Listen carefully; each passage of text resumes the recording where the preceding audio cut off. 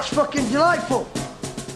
Delightful, fucking good combination playing, sliding balls into space. Good, excellent, you had them on the fucking roll. Hello and welcome to the ROKER Report, not quite a podcast, in association with the Sunderland Community Soup Kitchen. I'm Brett Milton Keynes and I am joined by Malc in the spare room in Peterborough. Malc, how are you doing, mate? Good evening, Brett. I'm very well, thanks. All the better for drawing a line under Saturday and moving on to a Tuesday evening. So yeah, I'm well, thank you. Hope you are too. I'm very good, thank you. And as you just highlighted there, it's just gone full time at the LNER Stadium, and we're quickly picking the bones out of Lincoln 1, Sunderland 2. And as Malc, as you said there, so after Saturday's performance, and we're not going to drone on about it anymore, it's done, but no matter what you thought about the Pizza Trophy, I think we really needed to get a win today just to get us back on track again after Saturday's performance. Yeah, I would agree, Brett. I mean, it's a pain in the arse having all the extra fixtures. You know, people say that, is it worth getting to Wembley and winning it anyway? We've already won it. Same with the Carabao Cup. You know, there's a lot of argument about the fixture congestion being of less value than whether you get anywhere in it. But given we've had a game postponed because of international call-ups and we got nothing till Gillingham 2 weeks after Portsmouth, I think it was a welcome, distraction and an option to get back on the bus, get focused and try and go back to how we were playing before Portsmouth, and I think we did a bit of that. I think we definitely did, and it was nice as well. We had quite a mixed team in tonight, and I'll quickly whiz through that sort of formation that we had. So obviously there was Lee Burge in goal, and then there was quite a mix of youngsters there. So there was Richardson, Freddie Alves, Ollie Younger, and then Denver Hume making his first start of the season. Dan Neil captain, Harrison Sonar, and then Ellis Taylor, Alex Pritchard, Aidan O'Brien, behind William Harris making a start up front. So yeah, it was quite an interesting team, wasn't it? It was a real change from what many would have expected, and certainly what I expected. I thought we might have had Huggins in the back four because he didn't feature recently. Didn't see Sonar coming in, but he slotted in quite well. I thought they might rest O'Brien because he's played a lot of football. Pritchard needs the minutes, as we know. And a great chance for the likes of Harris and Taylor to kind of make their mark in the Papa John's Trophy rounds, just to see if they can stake a claim. So yeah, very different from what the first 11 I thought might be. I don't know if you disagree, Brett, but it was quite a change, even though we were expecting change. Well, for me, I think this is what the ideal thing for this tournament is, because it's one of those games where, as I say, I know we wanted to win because of the Peterborough game, but the tournament itself, I never want to see Sunderland lose, but it's one of the games, if you do get knocked out of it, it's not the end of the world. And I do think this is the opportunity to blood those youngsters in.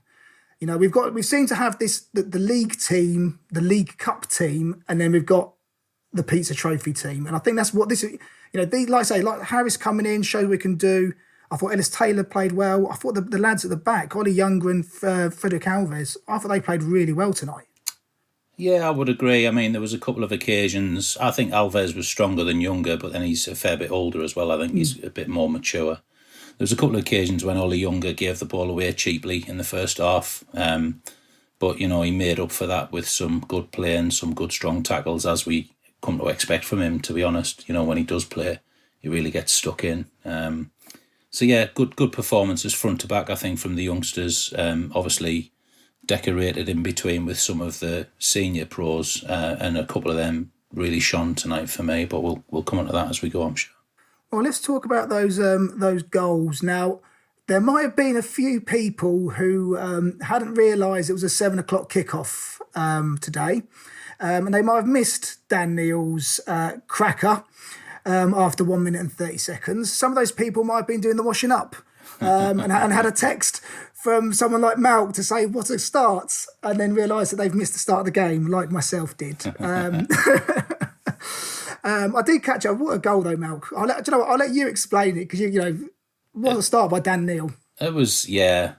Maybe that confusion is why I think you mentioned the Peterborough game just now, mate, instead of a Portsmouth game. But maybe it's because I'm from Peterborough. But we'll let you off. The washing up's clearly fuddled your mind a bit. No, it was a kind of, not nothing opportunity, but it was a bit of a decent build up. It was only 80 seconds into the game, and Aidan O'Brien forced the ball to the kind of front left hand corner of the box, squared it for Dan Neil, and he hit the most beautiful peach with the outside of his right foot, so it was bending away from the goalkeeper into the top left-hand corner, or the goalkeeper's top left-hand corner, the top right as you're looking at it. I was up off my seat. I couldn't believe it. Not just because of the way he took the shot, but the way he kind of crafted it into the top bins without even trying. You could have had 2 goalies and they wouldn't have got close to it. So a great goal and a great start. I have to say, the rest of the first half was very bitty for me, very hot and cold, a bit wasteful in places. Pritchard was wasteful a couple of times, forcing it. Maguire had a couple of sniffs to try and get them back into it, so he did well to get through that phase, and Burge made a couple of good saves.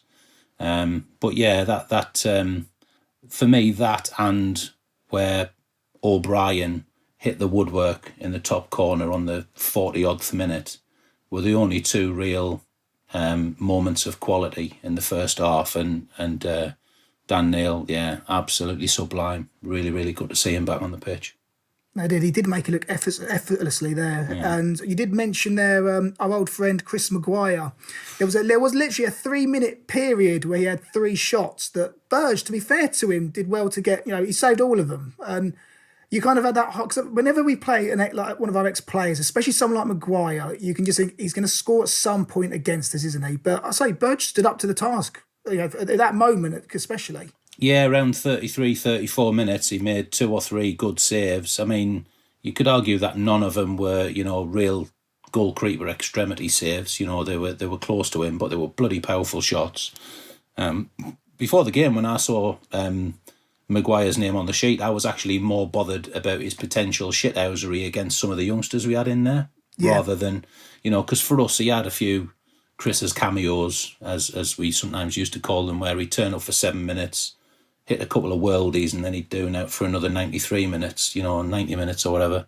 But yeah, the shithousery didn't work, the likes of Neil and others in the midfield made him look a bit stupid a couple of times, if I remember correctly, which was quite nice to see. They did, and especially, I say after that little, his few-minute cameo, by the end of it, because he came off around, it was about 65th minute, I think he came off, and there's a few times where like Dan O'Neill had turned him. I think Alves just made him look a bit silly, like passing around him.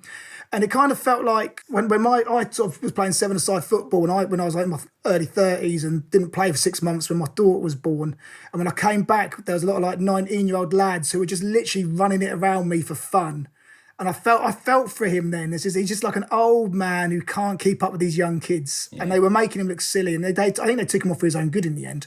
If anybody wanted to understand why Johnson, the coach, didn't re-sign him, that was a good demonstration precisely why. Because 100%. A more mobile, capable footballing midfield, they just made him look not good enough for what our young second-string midfield had to show. So, he had a couple of good shots, as we said, and I wish him the best of luck. But I think we made the right decision, rotating him out of the squad and getting some higher quality midfield options in place.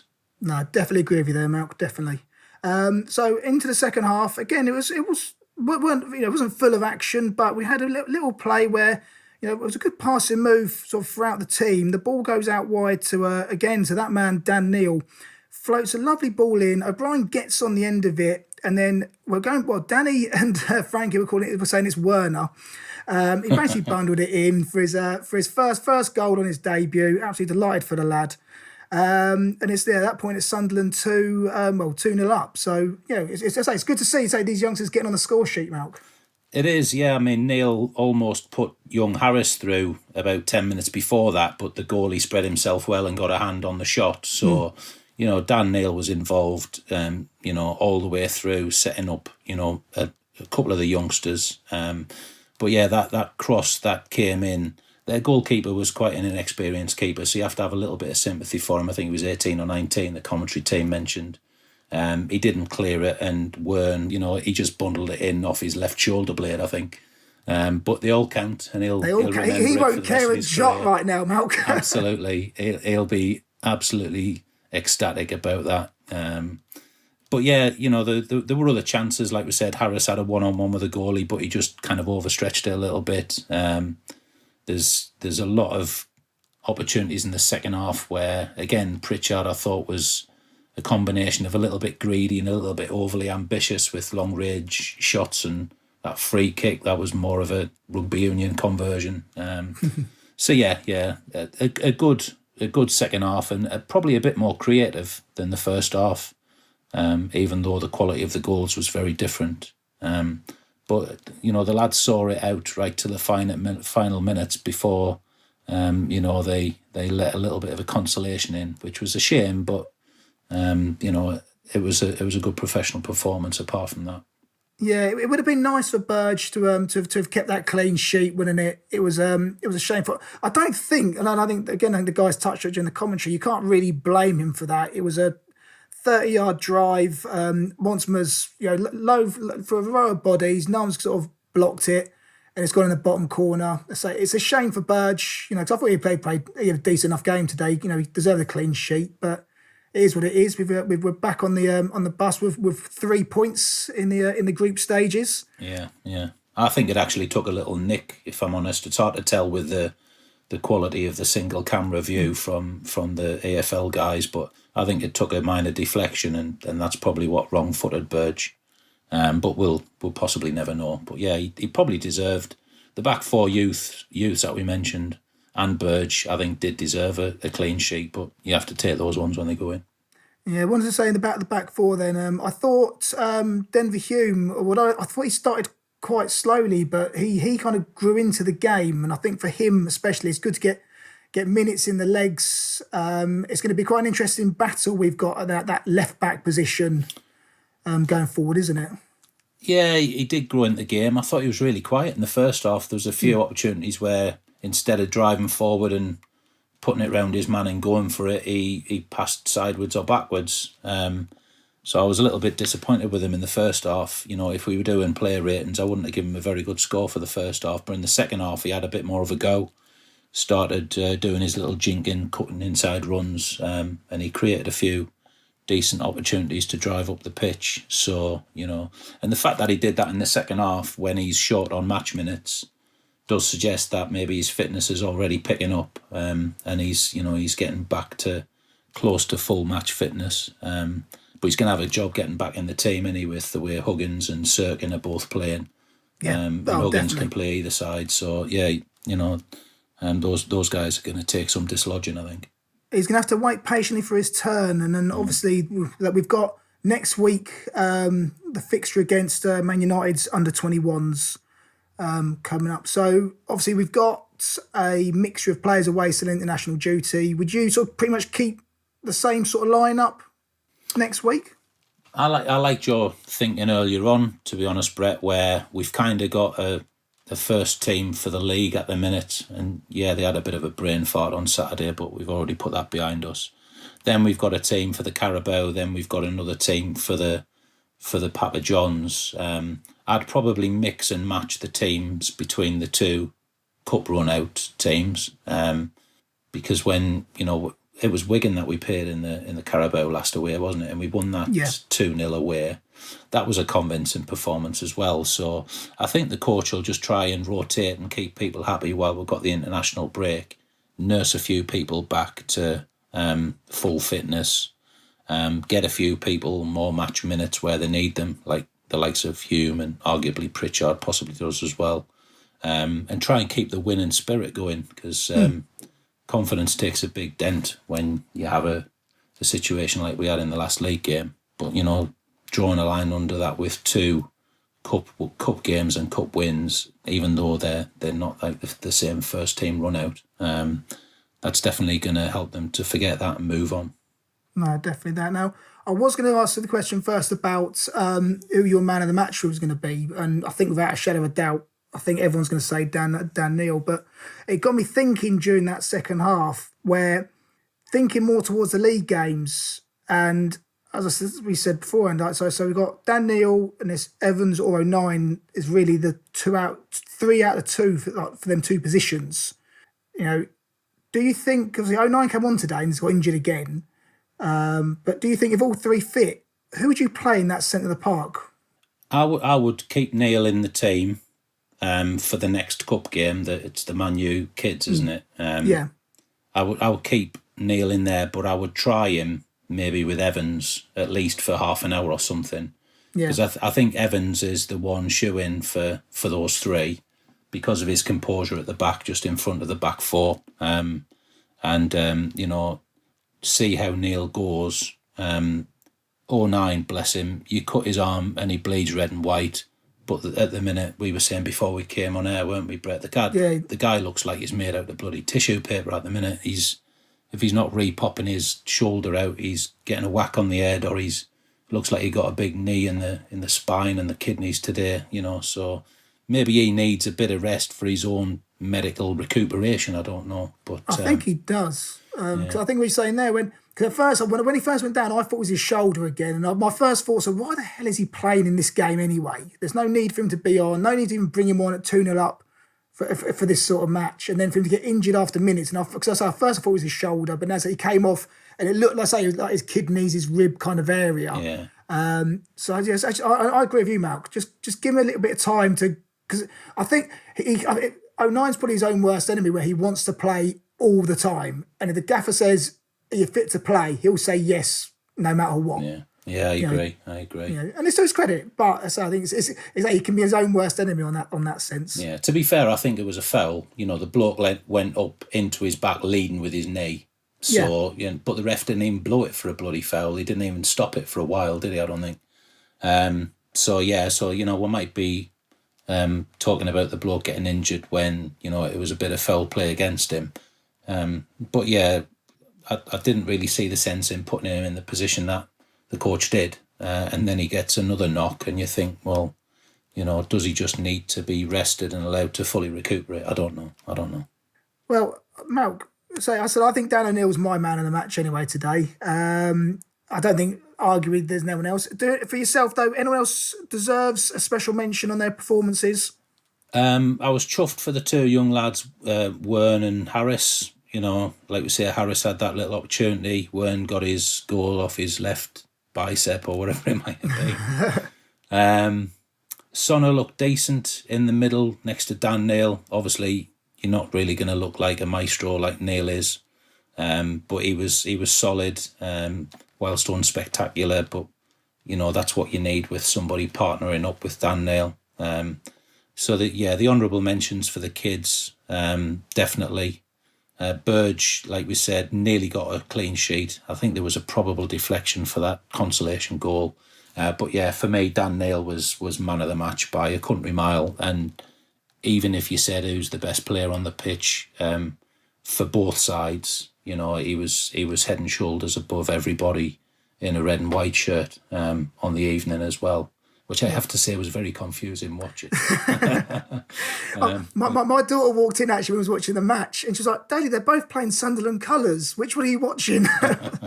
But yeah, you know, Dan Neil has reminded the coach that he shouldn't be dropped, both for his midfield maestro-ness, if that's even a word, and that sublime goal in the first couple of minutes.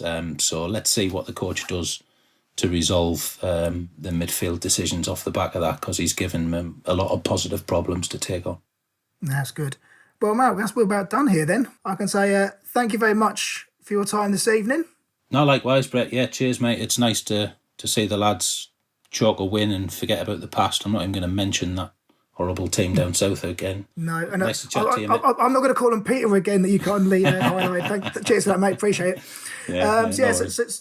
So get your tickets booked for Wembley. Come in the final, late February, March, isn't it, I think? So, we're going to win it again. But no, thank you for listening. You can subscribe, as always, on Acast, Apple, Spotify, YouTube, as well as get involved on Friday night with the Twitter live show. It's always good to hear what people's views are. But thank you very much for listening. Cheers, guys. Where am I going? I don't know. Where am I heading? I ain't certain. All I know is I am on my way.